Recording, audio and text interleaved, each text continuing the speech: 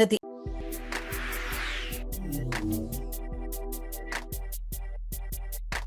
impact your business kind of a newsletter. So if you're not getting that information and you're not getting those emails from me, please make sure to reach out to me so that I can get you added to the list, because I think you'll find it very helpful in your business. Okay, so we're going to talk a little bit about today about buyers qualifying, and not that you're going to qualify them, what goes into qualifying, and just some very basics on the mortgage side so that you can present yourself as the expert. I was talking to somebody the other day who was an agent, and I asked her, um, if somebody walks into an open house and they start asking you questions, what are your answers? If they ask you questions about, hey, I just changed jobs, can I qualify? Hey, I don't have the greatest credit. Do you have down payment assistance? Some of those things. And her answer to me was, say, I don't know, let me get you connected with a loan officer. You take that same person and they go down the street to another open house and they ask those same questions. And that agent says, you know what? I have a great loan officer. I know she talks about, we have special programs for doctors, for self-employed borrowers. You're able to answer that question and you're able to answer it confidently and intelligently. Which real estate agent is that person more likely to go with? Second one. Right? The second one. We are in an answer society. We're not looking, and I'm doing this as my presentation for San Jose tomorrow, is we're not looking for, I'm going to Google search and I'm going to look at 10 different websites to get my answer, right? We don't do that. We put in a Google search and we code their Google, what is it? I guess it's Microsoft is Copilot, whatever Google is, Gemini, I think. It spits out an answer, right? We want those answers right away. So as an agent, you do not have to be a loan officer. You do not have to know loans, but you have to arm yourself with the information to be able to talk intelligently and confidently so that that client or that lead is more likely to stay with you than go down the street and choose another agent who did answer those questions. So that's a little bit what we're going to talk about today. Okay, so we're going to be more in the opportunity mindset. More buyers qualify than what you would realize. More borrowers qualify than what they realize. And of course, it's not your job to find out who qualifies, but to ask the right questions so you can point them in the right direction, whether it be me or if you prefer somebody in your local office. All of our Century 21, 21st Century lending partners all work together as a team. So every conversation has a chance to uncover a path to homeownership, and we need to start with curiosity and the answer mindset, and not assumptions of what they can or can't do. Now, my own screen is blocking me, so hang on one second. I need to do a different view here. I can see my work. So what goes into qualifying somebody for a loan? I've had a couple of agents say to me recently, the borrower is not putting enough money down, so that loan is going to be looked at negatively. Or that borrower has mortgage insurance, so they're going to not likely to qualify. And both of those things are untrue. Every lender looks at the four C's. A loan officer learns this from day one. It's character, capacity, capital, and collateral. So the character portion of that tends to be the credit. But people's stories are more than just a credit score, right? Like I tell people, I personally, I'm 56 years old. I've lived a life. I've had a divorce. I've had a bankruptcy. I've had a foreclosure. Like we've all been through it, right? Like I'm not afraid to say those things. We all have a story. So, but my story is more than just the credit and more than just a credit score. So recent derogatory credit can often be explained. Credit scores can often go down to 500 depending on the client's scenario and how much down payment they have. Even sometimes a mortgage late can be explained or overlooked. I just did a loan for somebody who she's an elderly client. I've done a lot of loans for her. She set up her bill pay incorrectly.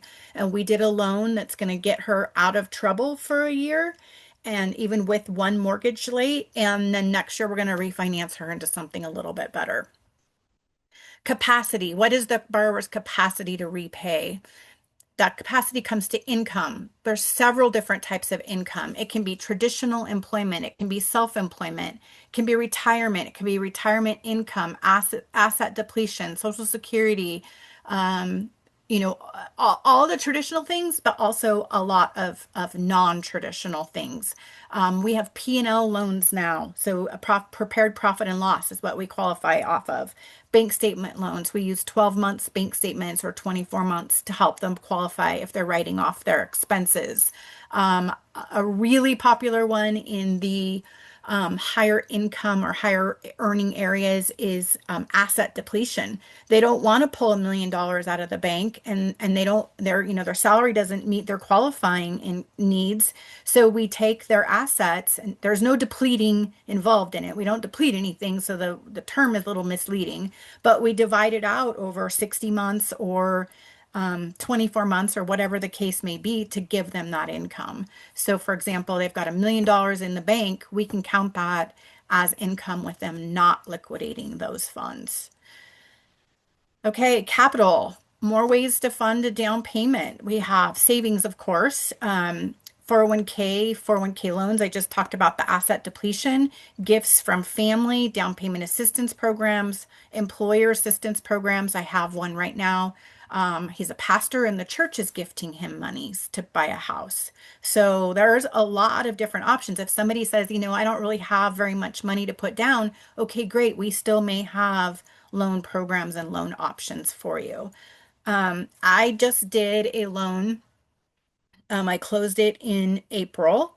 The borrower had a home she did not owe very much on and wanted to buy a new home, but didn't want to sell her home first. Those are known as bridge loans, but this one was a little extra special. She did not have a job. She did not have an income. She lives off of a trust fund and properties. We found a loan for her that took her departure property and her new property. It cross collateralized it. So both the loan was on technically on both properties. She paid cash for her new house with the financing from it. Now it's kind of confusing, but just high level version of it with the proceeds from the old house. We included 6 months payments. She's in the process of selling the old house now and already is living in her new house with no mortgage and no income qualifying. So really we can, with looking for options and resources, we can put just about anything together. Okay, so let's talk about the down payment and let's talk about what that looks like. The down payment myth that I alluded to in the beginning. Buyers can qualify with as little as 3 or 3.5% down. VA is 100% down. That does not mean that those are bad buyers. Romeo shared with me that, he was talking to a client with an offer that had 20% down, and they were saying, oh, well, that person must not qualify very well. They must not be a very good person to buy. And that's absolutely untrue. The down payment and the amount of down payment has zero to do with the borrower qualifying. Now, can it help them qualify for more? Of course, but it does not approve a loan or not disapprove of a loan. A 3% buyer, 3% down buyer can get approved, and a 20% down buyer can be not approved. It goes based on the other factors. Okay. Collateral. Collateral is, of course, the home. That is important too. We want to make sure that it's a good house, that it's not, falling down, that the condition issues can be addressed before closing, and that we have the correct market value. If the market value isn't there and we're doing 3% down and the appraisal comes in short, we're going to have issues. Is that because of the buyer? No, that's because the collateral didn't meet the parameters we needed for the loan. So if we're looking at the four C's and credit is bad, the person's job hopped, he hasn't paid his bill on time, and he's generally not presenting as a very good person, we're going to have a hard time doing that loan, right? That makes sense.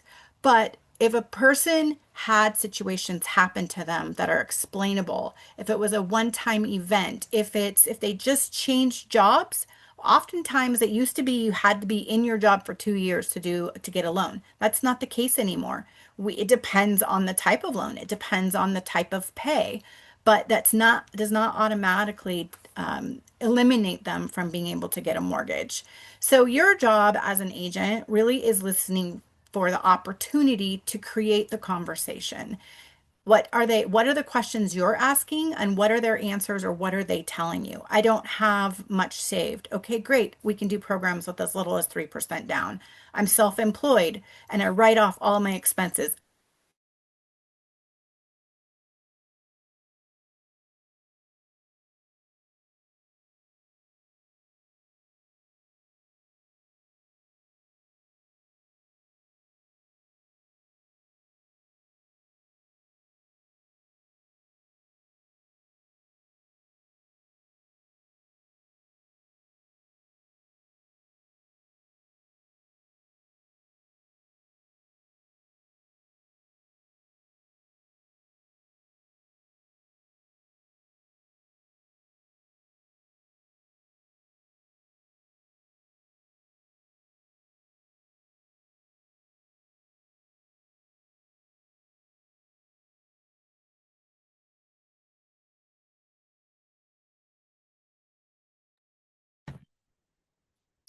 Looks like Melanie might have froze and dropped off. So we'll give her just a second to jump back on.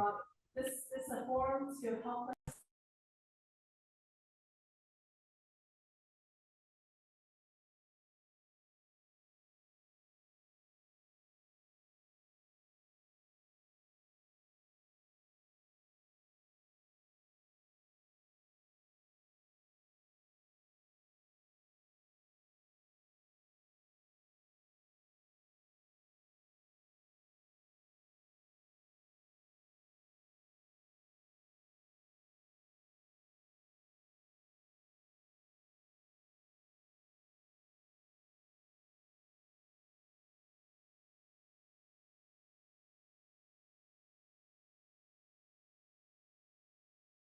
Okay, sorry guys, I'm back. My internet went down for a second. Hopefully it doesn't happen again. Okay, Romy, am I good to go? Can everybody hear me? Yeah, we can hear you, Melanie. Okay. Okay, perfect. Thank you. All right, I'll just pick up where I left off. Sorry about that.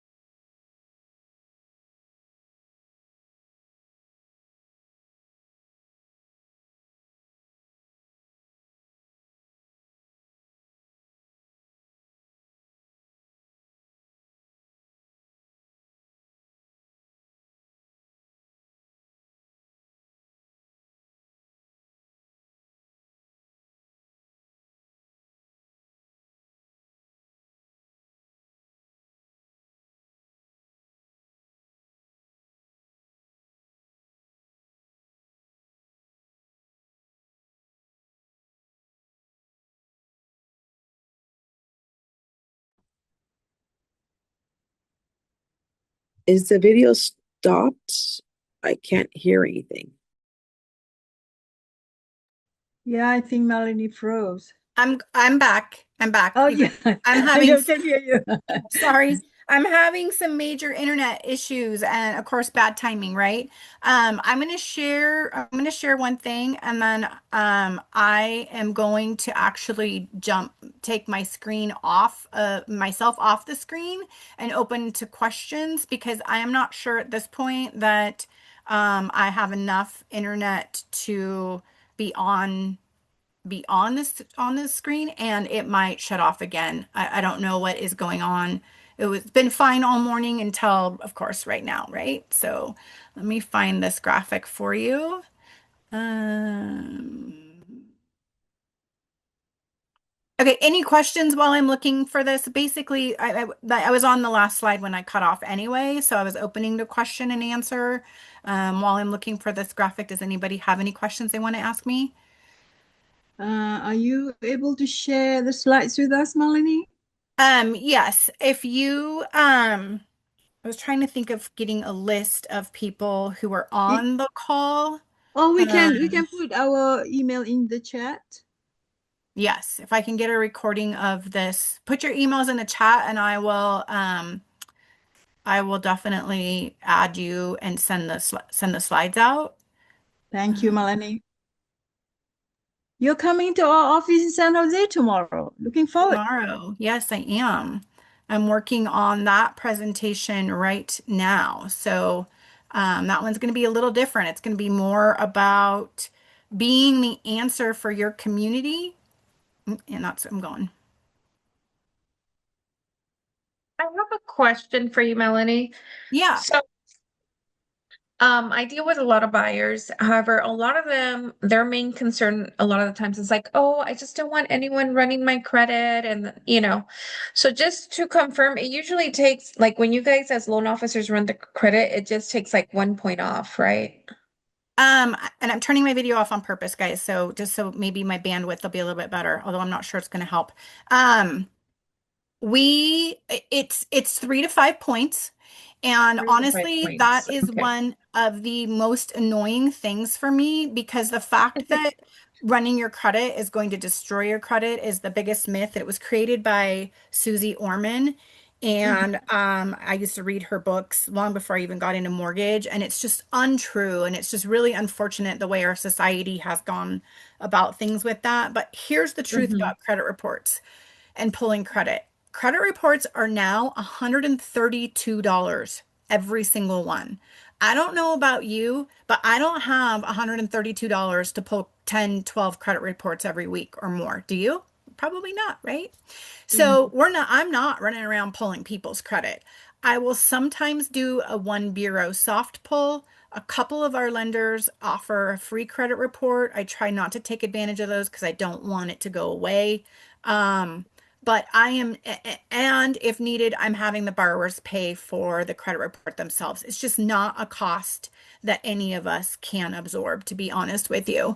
So, so no, short answer is no, I'm not going to be pulling credit right away. But the longer answer is no, it does not affect your score any more than 3 to 5 points. And truthfully, every 20-point credit bucket is what affects the interest rate. So if you have a 720 to a 740, that's one rate. If you have a 740 to a 760, it's actually truly more about a 780. But 740, 760, 780, and up is all one rate. So if it's 2 points and you're at a 735, it's not going to make any difference whatsoever anyway. Okay. Well, that's a So, great way. Just in case, a lot of the times when I'm on the phone, that's the main concern that they have sometimes. So it's good that you're explaining it to me so I can explain it more efficiently. Yes. Can you guys see the my infographic with my contact information? Yes. yes, Okay. you can see the beautiful picture. Okay, perfect. Any other questions? So yes, Yeah, can you hear me? Can you hear me? when they ask, well, how much is the cost of closing costs? Like say, well, it's escrow, right? Escrow fees, and then they have the lender fees also, right?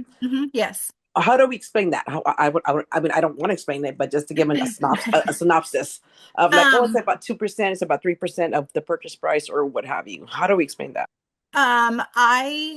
it's truthfully because everything has gone up so much, right? It's truthfully closer to about 3% of the purchase price. Um, and but that does include their in escrow or impound account. So the short answer for them would be, it's really going to depend on what you and your loan officer decide for if you want to buy any points, if what the rate's going to be, if we get any seller credits. But in general, it's about 2.5 to 3%. Depends on the purchase price, right? Because it's a large purchase price, it's going to be a lower percentage, vice versa. But you can say, 2.5 to 3%, including all the title and escrow fees. If you look at a loan, and I don't know if you guys know this or not, but if you look at a loan estimate, the the only box a loan officer has any control of is box A. So when people are saying, oh, the closing costs at this lender versus this lender are higher or lower, what you need to ask is, well, what are the fees in box A? Because if it's just an underwriting fee, maybe a small admin fee of some sort, that's all the loan officer controls. Everything else is third-party fees, escrow fees, and their taxes and insurance. That is a great area where you as an agent can educate clients and also really be able to uh, when you have people that are rate shopping and people that are closing cost shopping, you can kind of dumb down some of that information and look and say to them, look, this lender is charging you a $5,000 broker fee. This lender is only charging you $1,100 processing fee or underwriting fee. All the rest of the fees are controlled by somebody else. Those are not a loan officer decision. So that can make a big difference in your conversations.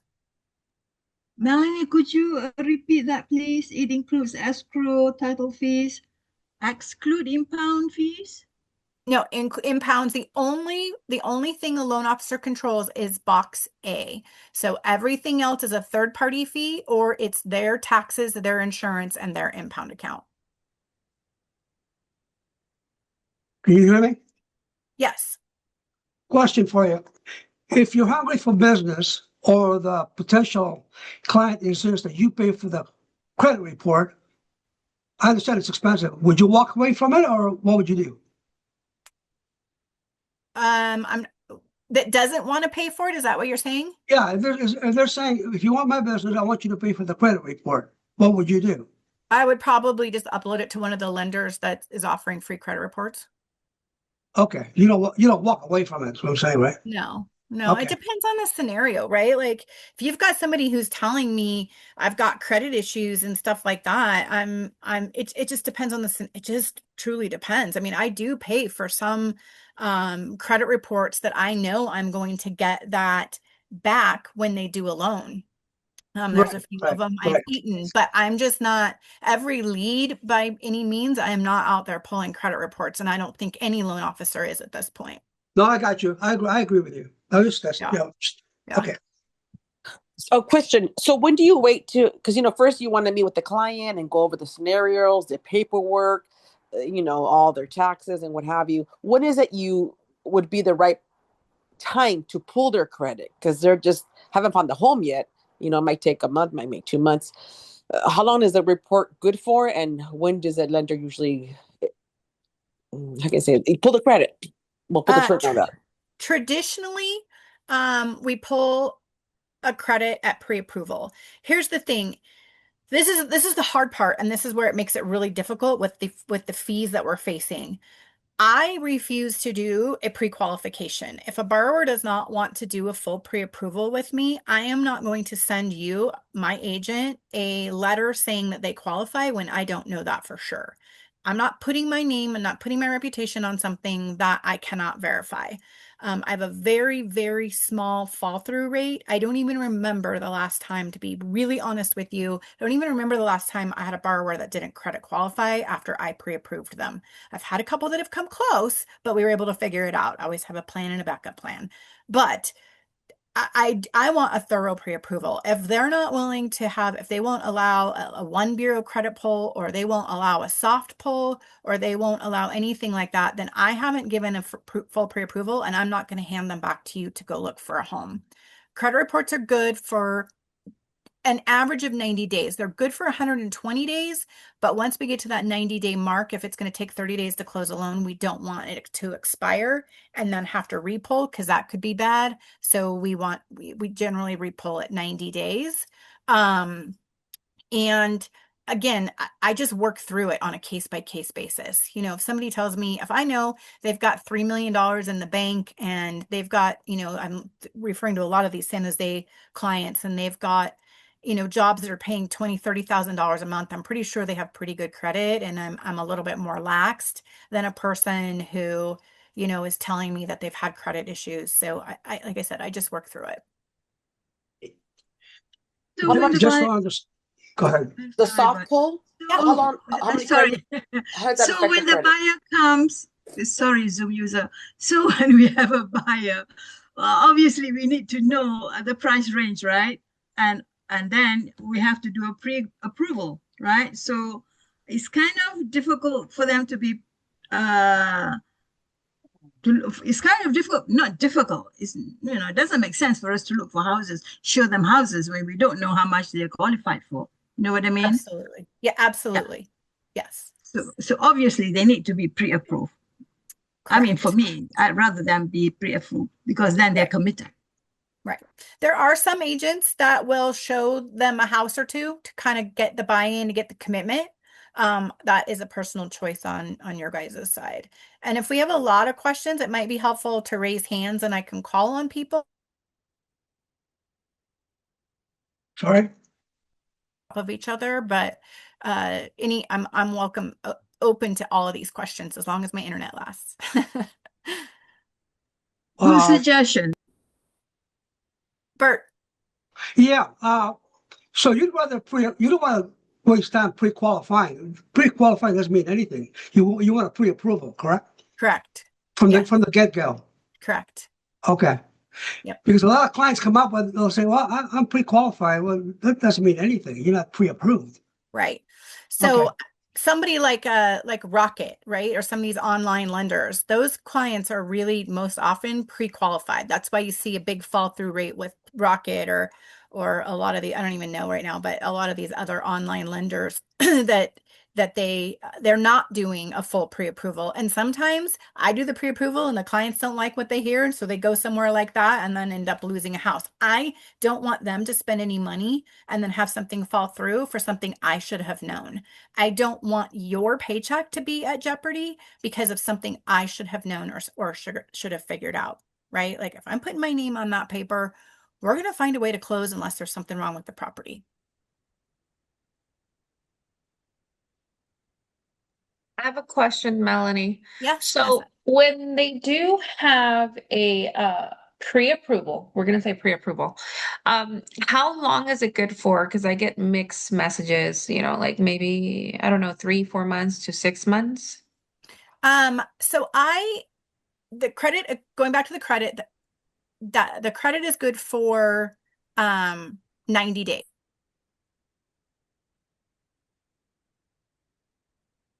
Technically, the pre-approval is good for 90 days. If I have somebody that is shopping,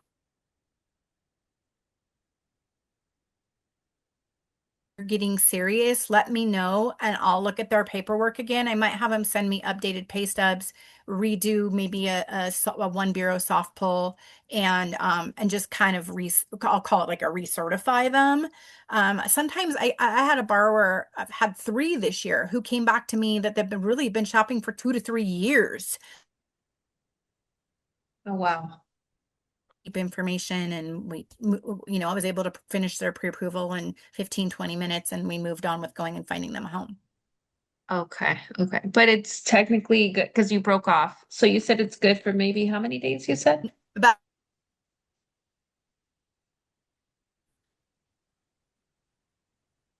Okay, thank you. Mhm. And do you do mobile homes? Yes, in parks and on land. Oh, great. Okay. Thank you, Melanie.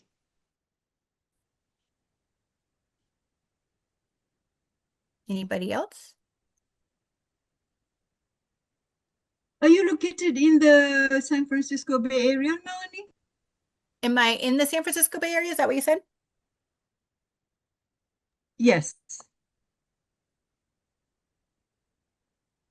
And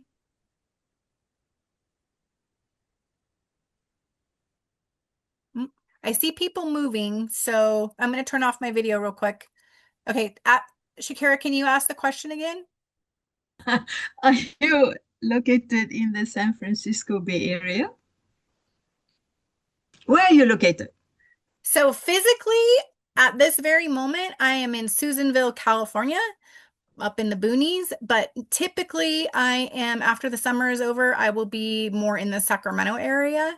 And then I am trying to work it where I get down to the Bay Area offices either every month or every other month, depending on scheduling. Thank you, Melanie. Not that it matters, because if you're good a lender, it doesn't matter, right? Looks like I'm cutting in and out a little bit. Any other questions? So, and just to confirm, Melanie will be in our San Jose office tomorrow for anybody here in the Bay Area for our lunch and learn. And it will be different info. It's not going to be the same info as today.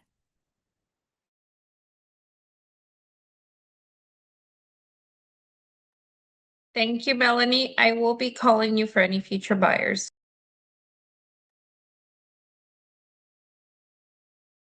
Yes, Melanie, thank you so much. I know it was a little bit confusing in terms of getting the right date and getting online and what we were going to present. And just to let everybody on the call know, we discussed yesterday, we want to give everybody in terms of our agents and empower them to have understanding and background on what the loan process looks like. And we want to give you enough information where you can be informative and helpful to not only your clients, but to our 21st century lending partners, but not make you dangerous where you're going to go out and say things that you shouldn't or talk about things that you're not licensed or qualified to do. So I think the information that Melanie shared today is absolutely perfect to set everybody up for that.